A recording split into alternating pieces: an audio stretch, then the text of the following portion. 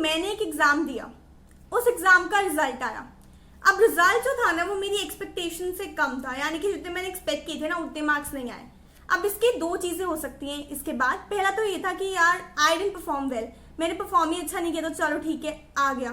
दूसरा था कि यार आई परफॉर्म्ड वेल एंड फिर भी इतने कम मार्क्स आए, मैं तो ज्यादा ही डिजर्व करती थी। सो दोनों ही केसेस में आपके पास अभी भी एक चीज बची है आपकी what do you call it, नैया को पार लगाने के लिए, and that is known as the improvement exam. So hi everyone, welcome back to the channel. I am Ayushi and आज के वीडियो में हम डिटेल में बात करने वाले हैं इस इम्प्रूवमेंट एग्जाम के बारे में एंड थोड़ा दिल्ली यूनिवर्सिटी के टच देंगे वीडियो को। ठीक है, दिल्ली यूनिवर्सिटी का ही मैं ज़्यादा कंटेंट क्रिएट करती हूँ। ठीक है, सो वीडियो को स्टार्ट करने से पहले आप चार चीज़ें कर दो। एक तो इस वीडियो को लाइक कर दो, चैनल को सब्सक्राइब कर दो, इंस्टा पे जाके फॉलो कर लो और अपनी जितने भी क्वेरीज और डाउट्स है ना या फिर कुछ भी आपको पूछना है वो कमेंट्स में डाल दो। चलो स्टार्ट करते हैं। सो मैं आपको पहले प्रॉमिस कर दूं कि इस वीडियो को देखने के बाद आपको इम्प्रूवमेंट एग्जाम से रिलेटेड कोई भी वीडियो नहीं देखनी पड़ेगी। ठीक है, क्योंकि इसी वाली वीडियो में हम डिटेल में हर क्वेश्चन को कवर अप कर लेंगे एंड जो मैं आंसर करने वाली हूँ वो सारे क्वेश्चंस में से मैंने कहाँ से उठाए हैं तो वो मैंने अपने इंस्टाग्राम के डीएम से और अपने यूट्यूब के कमेंट सेक्शन में से ही पिकअप किए हैं और जो भी आपने मुझसे पूछे थे इस एग्जाम से रिलेटेड। चलो लेट्स स्टार्ट। ओके, चलो let's start with the video. ठीक है, सो हमारे पास यहाँ पे इम्प्रूवमेंट एग्जाम में तीन चीजें आती हैं। पहली चीज जो हमारे पास आती है वो ये है कि ये क्या एग्जाम है और इसका प्रोसीजर क्या है। दूसरी चीज ये आती है हमारे पास यहाँ पे कि इसके आफ्टर इफेक्ट्स क्या है, एक बार एग्जाम दे दिया उसके बाद क्या होगा। और तीसरी चीज यहाँ पर मेरे पास ये आती है कि क्या मुझे ये एग्जाम देना चाहिए, दीदी ये तो बता के जाओ कि दूं या ना दूं, मेरे को तो कंफ्यूजन में छोड़ के चले गए। तो हम तीनों चीज के बारे में डिस्कस करेंगे, बट मुझे पता है कि काफी लोगों को ये एग्जाम क्या हो और इसका प्रोसीजर देखने में इंटरेस्ट नहीं है, उनको सीधा ही आफ्टर इफेक्ट्स जानने हैं। सो पहले वही डिस्कस कर लेते हैं। ठीक है, ऑडियंस का ख्याल रखना बहुत जरूरी है। Let's start. सो पहला पॉइंट यहाँ पर ये आता है हमारे पास कि जो ये क्वेश्चन भी था कि when will the result come. Result आपका तभी आता है सपोज कि जिस सेमेस्टर के पेपर्स के साथ आपने अपना इम्प्रूवमेंट वाला पेपर दिया है, जब उस सेमेस्टर्स का आपका रिजल्ट आएगा ना उसी के साथ उसी की मार्कशीट में आपके इम्प्रूवमेंट के मार्क्स में आपको अपडेशन दिख जाएगी। नहीं समझ आया? कोई बात नहीं, कि एग्जाम्पल के साथ समझाती हूँ। सपोज दैट मैंने फिफ्थ सेमेस्टर में मेरे 4 तो एग्जाम्स हैं ही, 4 तो मेरे पेपर हैं फिफ्थ सेमेस्टर में, उसके साथ साथ मेरे को थर्ड सेमेस्टर के एक पेपर में इम्प्रूवमेंट देना है, let's suppose theory of real functions में। तो उस केस में मैंने फिफ्थ सेमेस्टर के साथ साथ ही अपना थर्ड सेमेस्टर का पेपर दिया। तो जब मेरा फिफ्थ सेमेस्टर का रिजल्ट आएगा ना उसी वाली मार्कशीट में मेरे उस थर्ड सेमेस्टर के मार्क्स अपडेट हो जाएंगे। इसी से हम आते हैं अपने दूसरे पॉइंट पे, वो ये है कि मार्क्स अपडेट मतलब क्या। मार्क्स अपडेट मतलब ये कि मार्क्स आपके इंक्रीज भी हो सकते हैं, डिक्रीज भी हो सकते हैं और सेम भी रह सकते हैं। यही वो चीज है जो मैं अभी तक गैदर कर पाई हूँ कि इन तीनों में से सारी चीजें हो जाती हैं। बट एक पॉइंट पहले बता दूं आपको कि ज्यादा सिनेरियोज में ये देखा गया है कि मार्क्स इंक्रीज ही होते हैं। अब ये सिर्फ मेरा पर्सनल एक्सपीरियंस बता रही हूँ जो मैंने अपने कॉलेज में या फिर अपने सीनियर से बात करके ऐसे पता लगाया है। तो ज्यादातर मार्क्स इंक्रीज हो सकते हैं, बट ये कोई बिल्कुल भी कोई श्योर बात नहीं बता रही हूँ मैं कि हो ही जाएंगे। सो आप पूरा हर चीज को कंसिडर करके ही ऑप्ट करना।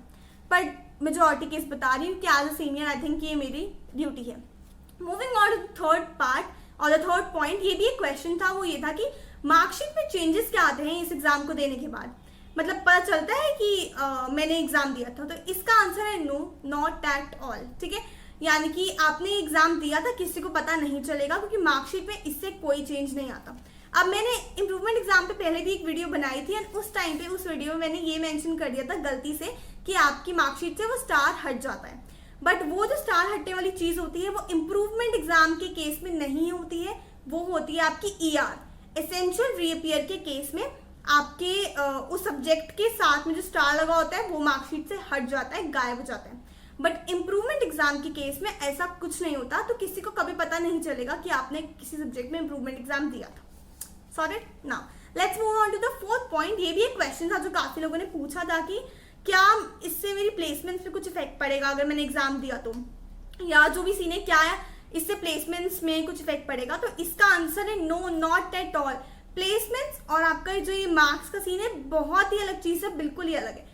पहली बात तो मैंने आपको ये भी बताई कि किसको पता चलेगा ही नहीं, और दूसरी बात ये है कि प्लेसमेंट्स में आपका CGPA का रोल तब आता है जब जो कंपनीज आपके कैंपस में विजिट करती हैं वो एक एक एलिजिबिलिटी क्राइटेरिया सेट करती हैं कि हमारे जो प्रोसेस है उसमें वही स्टूडेंट्स बैठ सकते हैं जिनकी सपोज 8 से ज़्यादा है, 8 CGPA से ज़्यादा है। एक तो उधर आपका थोड़ा फर्क पड़ता है CGPA का, अगर मैं प्लेसमेंट्स के पॉइंट ऑफ व्यू से बताऊं, और थोड़ा अगर आपकी CV में अच्छी CGPA है तो थोड़ा वो अच्छा इंप्रेशन देता है, दैट्स इट। ठीक है, तो आपका ऐसे कुछ प्लेसमेंट्स में आपको बैठने नहीं देंगे या ऐसे वाला नहीं होगा अनलेस एंड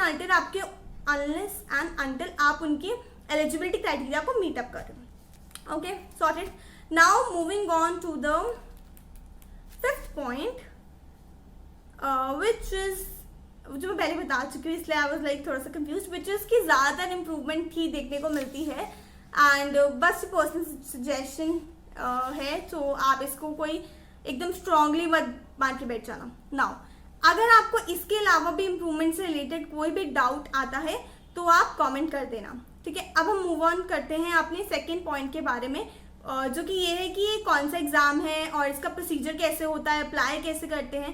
सो मैं थोड़ा सा बैकग्राउंड दूँ तो ये है बस कि ये आपके मार्क्स को किसी भी पर्टिकुलर पेपर में इम्प्रूव करने के लिए एक एग्जाम देना होता है आपको। ठीक है, प्रॉपर जैसे आपने पहले दिया था वही एग्जाम होता है और वैसे ही क्वेश्चंस आते हैं, सब कुछ सेम रहता है। अब इसके बारे में अगर आपको डिटेल में जानना है तो मैं ऑलरेडी एक वीडियो बना चुकी हूँ पूरा अच्छे से, उसके स्टार्टिंग अगर आप 2 मिनट भी देख लोगे ना तो आपको सब पता चल जाएगा प्रोसीजर क्या है इसके लिए अप्लाई करने के लिए, और उस वीडियो का लिंक आपको मिल जाएगा डिस्क्रिप्शन में।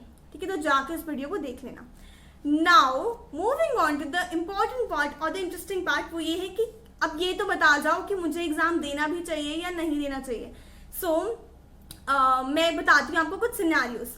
पहला सिनेरियो ये है कि मेरे साथ बहुत अनफेयर हुआ है, मैं ज़्यादा मार्क्स डिजर्व करती थी, मुझे नहीं पता कि इतने कम कैसे आ गए, बट मेरी प्रिपरेशन थी और मेरा पेपर अच्छा हुआ था। सो इस केस में आपको एग्जाम देना ही देना चाहिए। क्यों? क्योंकि पहली बात तो ये है कि एक तो अनफेयर वाली सीन है, दूसरा सीन ये है कि आपने अच्छे से उसको प्रिपेयर कर रखा है।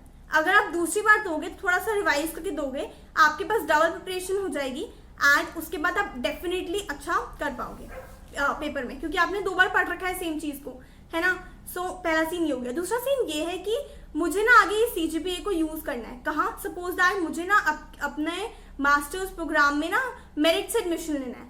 अगर आपको मास्टर्स प्रोग्राम में मेरिट से एडमिशन लेना है तो आपकी CGPA मैटर करेगी। CGPA को इम्प्रूव करने के लिए हर पेपर में अच्छे मार्क्स होने ही चाहिए ना। सो उस केस में आपको ये इम्प्रूवमेंट एग्जाम देना ही देना चाहिए, और ताकि आपकी CGPA इन्हांस हो जाए, और क्योंकि आपने इसको 2 बार पढ़ लिया होगा तो ज़्यादा चांसेस हैं कि आप अच्छा परफॉर्म कर पाओगे। Now moving on to the 3rd thing, जो जब मैं ये कहूँगी कि आपको शायद ये एग्जाम नहीं देना चाहिए, वो ये है कि जो मुझे आगे करना है फ्यूचर में, इसके बाद अपनी डिग्री खत्म करने के बाद, वो इस सब्जेक्ट में तो नहीं है और मुझे कहीं अपनी CGPA को यूज़ नहीं करना है। सपोज दैट कि मैं कहूँ कि जैसे कि मैं कोई गवर्नमेंट एग्जाम देने वाली हूँ या फिर मैं कोई सपोज MBA के लिए प्रिपेयर करने वाली हूँ, इस केसेस में आपको खाली मिनिमम CGPA चाहिए होती है एलिजिबिलिटी क्राइटेरिया को मीटअप करने के लिए। ऐसा नहीं है कि बहुत ज़्यादा हाई CGPA चाहिए होती है। सो इस केस में अगर आप ना भी दो इम्प्रूवमेंट तो चलेगा।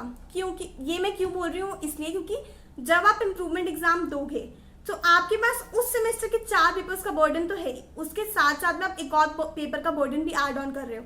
और मैं यही बता दूं पहले आपको कि जो पेपर होगा ना इम्प्रूवमेंट वाला, ये किसके साथ होगा? जो 3rd सेमेस्टर में बच्चे हैं ना अभी, उनके साथ होगा। अगर मैं अभी 5th सेमेस्टर में हूँ तो जो 3rd सेमेस्टर के बच्चे हैं उनके साथ होगा, जैसे जो उनकी डेट शीट है उसके हिसाब से होगा। ऐसा भी हो सकता है कि मेरा आज एक 5th सेमेस्टर का पेपर है, उसके अगले दिन मेरा इम्प्रूवमेंट वाला है और उसके अगले दिन मेरा 5th सेमेस्टर वाला पेपर है। सो इसके केस में ना बहुत ज़्यादा हेक्टिक हो जाता है सब कुछ मैनेज करना। सो अब बाकी तो आप समझदार हो ही, देख सकते हो कि कैसे करना चाहिए। सो आज की वीडियो में आई गेस इतना ही था एंड आई होप कि मैंने सारे पॉइंट्स कवर अप कर लिए हों जितने मुझे याद रहे हों। इसके अलावा भी कुछ रह जाए ना तो प्लीज़ कमेंट में बता देना, मैं आंसर कर दूंगी। सो इतना ही था आज के वीडियो में, मिलते हैं किसी और वीडियो में और लाइक शेयर सब्सक्राइब कर देना। Till then bye.